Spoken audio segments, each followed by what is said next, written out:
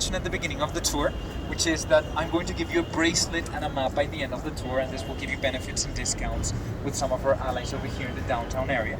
And one of the allies is over there in the Emerald Trade Center. They're called Mac Emeralds. And with the bracelet, they will give you a free workshop of emeralds, which means teach you a little bit of prices, a little bit about identifying between real and fake pieces, because that's one of the worst things that can happen over here. You come and buy from them, and you might get a very beautiful piece of green glass or green plastic. So, of course, you go over there. You don't have to pay anything for the workshop, and you don't have to buy anything from them either.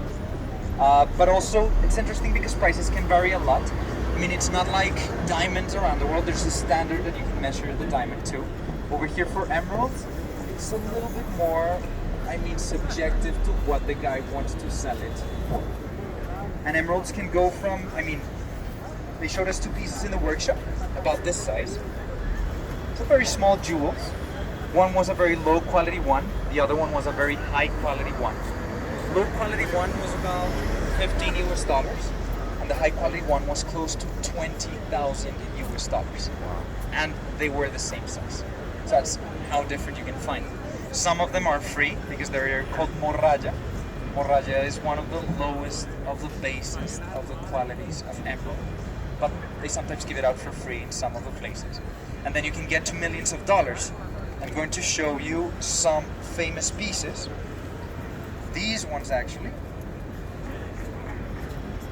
These emeralds were not bought, they were, Angelina Jolie was actually paid to use them in an Oscar ceremony in order to promote Colombian emeralds around the world.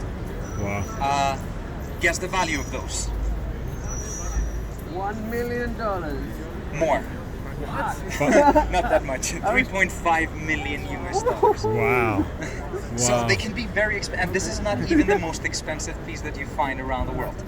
The largest emerald found over here in Colombia was given the name Emilia, because Emilia was the name of the woman that found it in a river. It is a crystal that is roughly about that size. It's huge. Wow. Unfortunately, it's not over here in Colombia, but if you're ever in the United States and you get to visit the Smithsonian Museum, you can find it over there. Any questions so far about the emeralds? Because the piece was eventually put in a private collection that was owned by one of the multinational mining companies over here.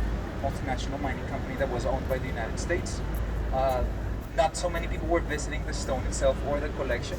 In the United States, the multinational decided to take it back. The Smithsonian eventually bought the piece from the company, and it's over there. Sometimes Colombians, now they're a little bit more educated, so they worry about the patrimony of Colombia. But back at the time, it was like money. Okay, I prefer money than the patrimony itself.